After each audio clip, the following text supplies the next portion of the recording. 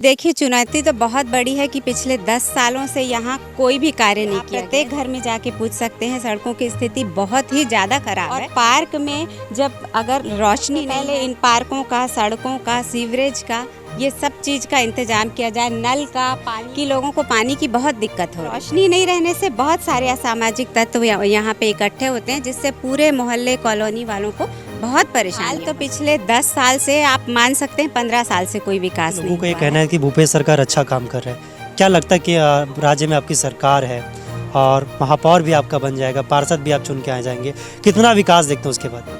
बहुत विकास होगा, बहुत विकास। सेक्टर 5 में देखते हैं, सेक्टर 7 में देखते हैं, इतनी सुंदर व्यवस्था है कि आपको लगता है जाके कि हाँ, किसी बहुत सुंदर जगह में हम आए हैं। इसी तरह की सारी व्यवस्थाएं यहाँ भी होंगी, ये मैं वादा करती हूँ। यहाँ की जनता दिखती होगी, उनको दिखती होगी। हमने तो बहुत ज़्यादा सकारात्मक रूप से कार्य होते हुए तो निकाय की जंग लगातार जारी है और हम पहुँच चुके हैं भिलाई नगर निगम के वार्ड क्रमांक 20 में, जहाँ पर हम लगातार ग्राउंड जीरो में जाने के बाद ऐसे कुछ बहुत सारे पहलू सामने हैं जिनको लेकर हमारे मन में बहुत सारे सवाल उठे, और उन सवालों को जानने के लिए हमारे साथ कांग्रेस के प्रत्याशी सुषमा उपाध्याय जी है। सुषमा उपाध्याय जी, आपको कांग्रेस ने बड़ी जिम्मेदारी दी है, किस तरह दिखते हैं, कितना आप निर्वहन करिए और क्या कुछ आपसे अपेक्षा है?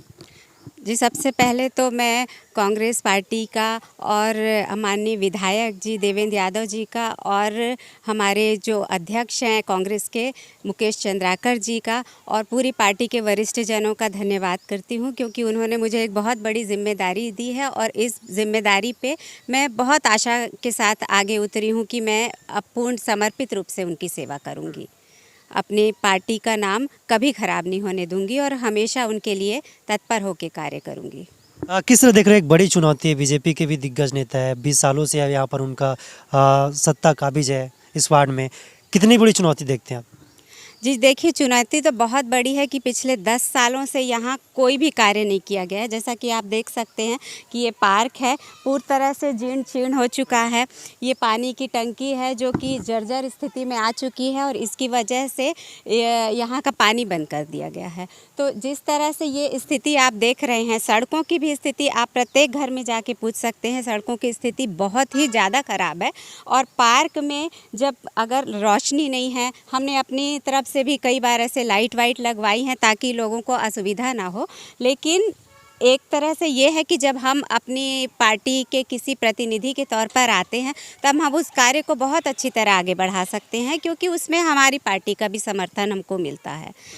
तो मेरी तो सबसे बड़ी यही इच्छा होगी कि सबसे पहले इन पार्कों का, सड़कों का, सीवरेज का, ये सब चीज़ का इंतज़ाम किया जाए, नल का, पानियों का, क्योंकि इतनी बुरी स्थिति में आ चुकी हैं नल की, पानी की टंकियाँ, कि लोगों को पानी की बहुत दिक्कत हो रही है।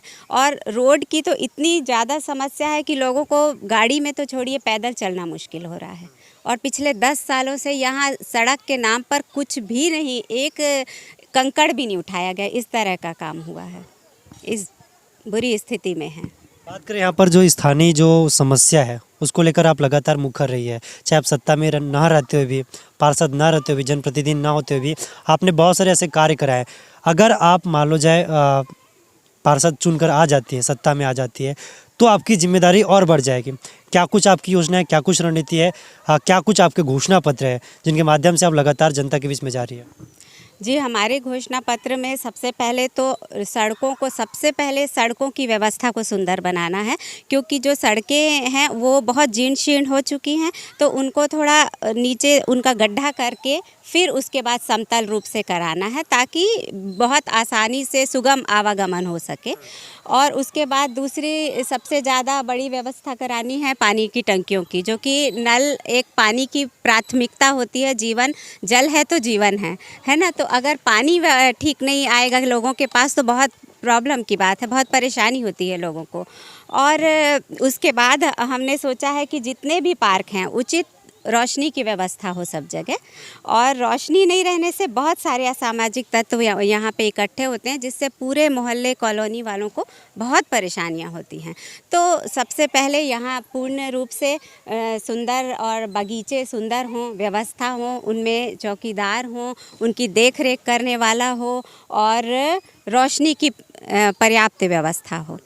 तो जिधर भी हम जाते हैं, एक तो जो पार्क हैं वो जीर्ण हो चुके हैं और या फिर कहीं पे पार्क है ही नहीं जहाँ पे बच्चे जाके खेल सकें, क्योंकि सब परिवार से में बच्चे होते हैं, सबको लगता है कि हमारे बच्चे थोड़ा बाहर जाके खेल पाएँ, तो उसकी भी उचित व्यवस्था हो।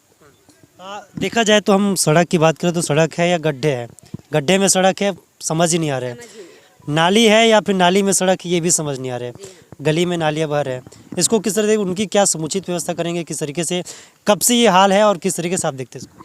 जी, ये हाल तो पिछले 10 साल से, आप मान सकते हैं 15 साल से कोई विकास नहीं हुआ है। तो अब ये इतना लंबा समय होता है, क्योंकि हमें अगर कोई चीज़ को व्यवस्थित रखना है तो उसकी सुचारू रूप से आपको लगातार काम करना पड़ता है, उसकी देखभाल करनी पड़ती। और 10 और 15 साल तो बहुत ही बड़ा लंबा समय हो जाता है। इन सब चीज़ों की देखभाल अगर ना हो तो वो निश्चित है कि वो जर्जर ही हो जाएंगी।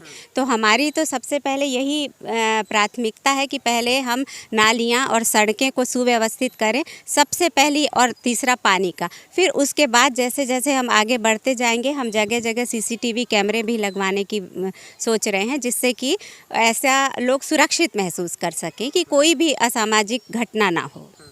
जिस तरीके से कांग्रेस बीजेपी के लगातार आरोप रहा है कि किस तरह देखते हैं कि 20 साल से उनका यहाँ पर पार्षद रहा है बीजेपी का, 5 साल से आपका देवेंद्र यादव जी महापौर है, उनका कहना है कि देवेंद्र यादव जी इस वार्ड में कोई भी सौगात नहीं दिया।